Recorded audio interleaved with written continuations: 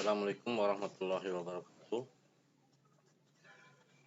Pada hari ini kita akan mempelajari bidang studi teknologi informasi dan komunikasi. Untuk bagi kalian yang di kelas 9 SMP Negeri 2 Batam. Pada kelas 9 ini kalian akan mempelajari bidang studi teknologi informasi dan komunikasi semester 1 dan 2 yang nantinya akan banyak kalian pelajari teknologi informasi yang berhubungan dengan internet atau dunia maya. Kenapa ini harus dipelajari? Karena materi teknologi informasi dan komunikasi ini sangat bermanfaat, sangat diperlukan bagi kalian yang nantinya akan melanjutkan ke sekolah menengah atas atau SMA atau sederajat, dan sangat penting juga nantinya untuk bagi kalian yang akan melanjutkan ke perguruan tinggi. Baik, lanjutkan materi kita. Untuk pada hari ini kita akan memasuki bab 1 pada semester ganjil ini. Baik, pada siswa-siswi 9 SMP Negeri 2 Batam, pada bab 1 ini kalian akan mempelajari tentang mengenal internet. Mengenal internet, ini peta konsepnya, ini mengenal internet, pengertian internet, sejarah internet, perkembangan internet, keuntungan dari internet, dan kerugian dari internet. Ini yang harus kalian pelajari nanti. Untuk di bab 1 ada 5 materi yang harus kalian pahami di sini. Selanjutnya, untuk pengertian internet. Istilah internet berasal dari bahasa Latin yang berarti antara. Secara kata per kata, internet berarti jaringan antara atau penghubung. Artinya, internet adalah jaringan berjuta-juta komputer di seluruh dunia yang terhubung dengan menggunakan protokol TCP atau IP. Dengan internet, kamu bisa berkomunikasi dan mendapatkan informasi dari jutaan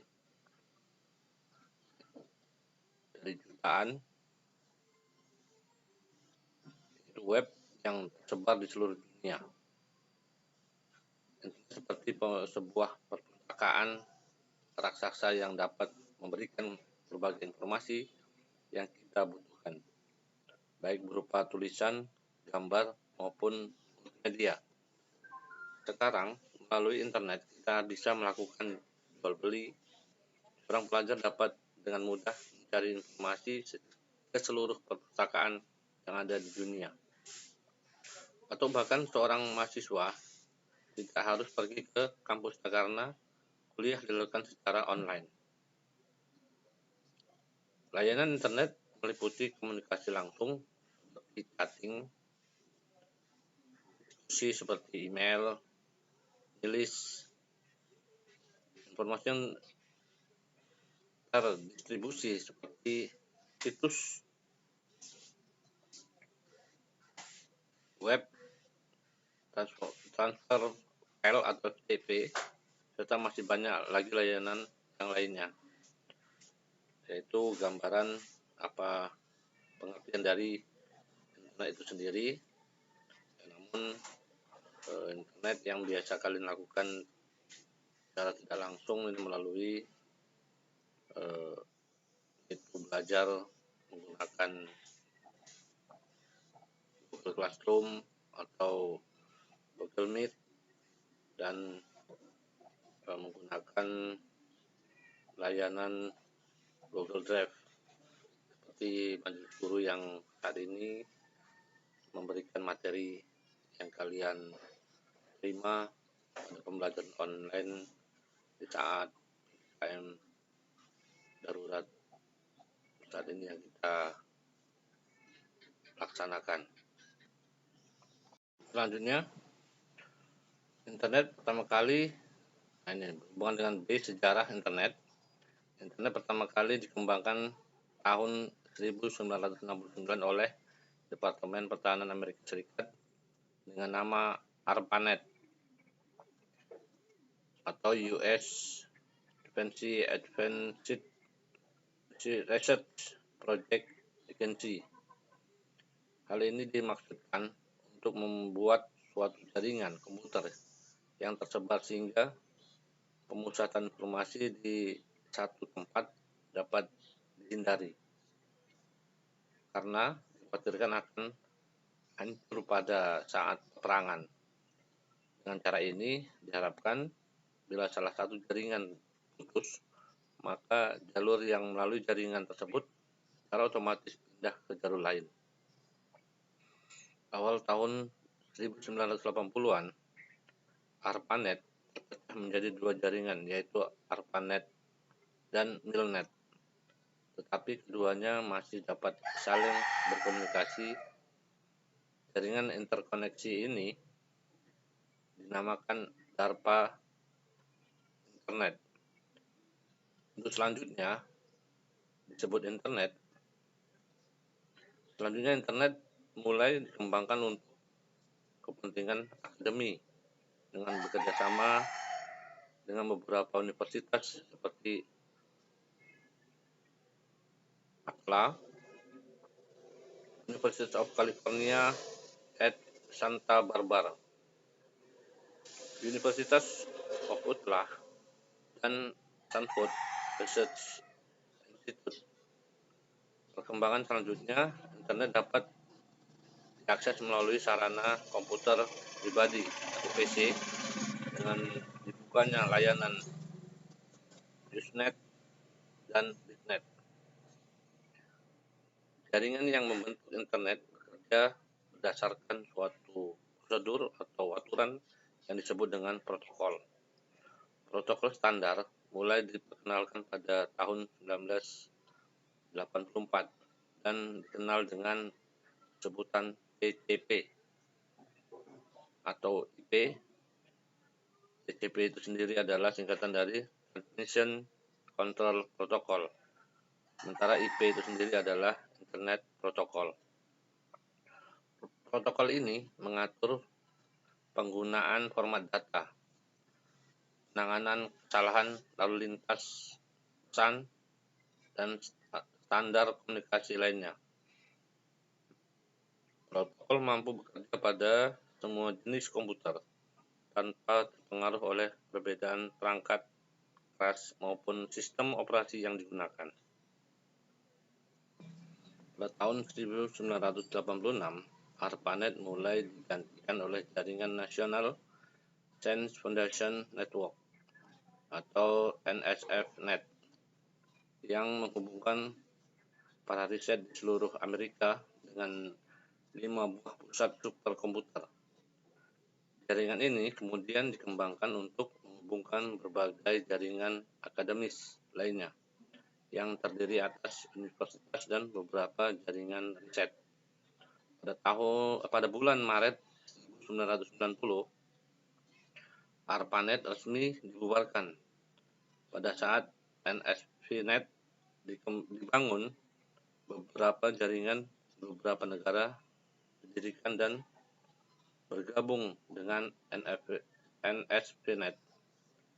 Negara-negara tersebut antara lain Australia, Inggris, Prancis, Jerman, Kanada, dan Jepang. Kemudian pada tahun 1950, CERN, Laboratorium Fisika Partikel di Swiss, mulai mengembangkan World Wide Web berdasarkan proposal yang dibuat oleh Tim Berners-Lee. World Wide Web atau WWW merupakan layanan basis grafis. Artinya, informasi pada internet sudah dilengkapi dengan gambar. Pada tahun 1992,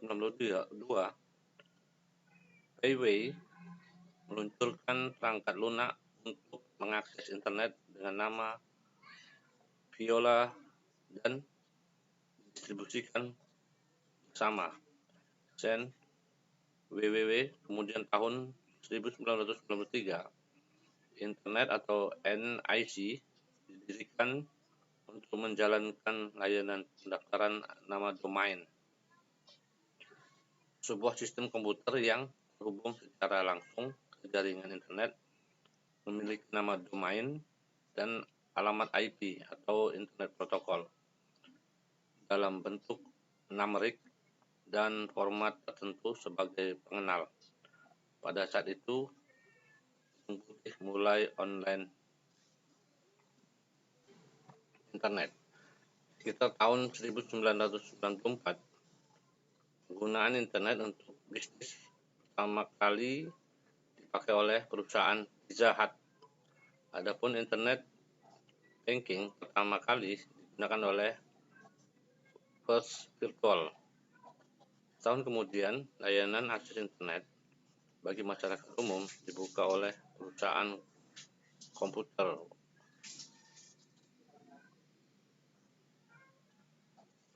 American Online. Prodigy. Baru sekitar tahun 1994, internet mulai masuk ke Indonesia.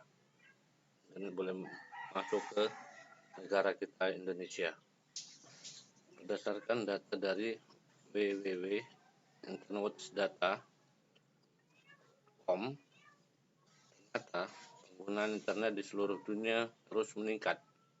Hampir setiap perusahaan, lembaga pemerintah, swasta, bahkan perorangan terus berupaya untuk menampilkan profil masing-masing di internet, sehingga setiap perusahaan, lembaga, organisasi, bahkan perorangan dituntut untuk menyediakan fasilitas internet.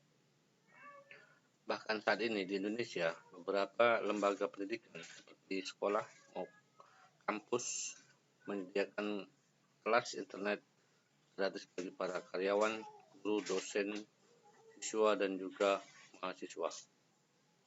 Selanjutnya, keuntungan dari internet. Karena dalam kita menggunakan media internet ini ada keuntungan dan kerugian yang akan dirasakan oleh penggunanya. Jadi keuntungan dari internet itu sendiri adalah teknologi internet telah memberikan keuntungan yang cukup besar untuk kehidupan manusia. Beberapa keuntungan telah dirasakan oleh masyarakat umumnya, antara lain sebagai berikut. 1. Beberapa pekerjaan manusia menjadi lebih mudah dan cepat selesai.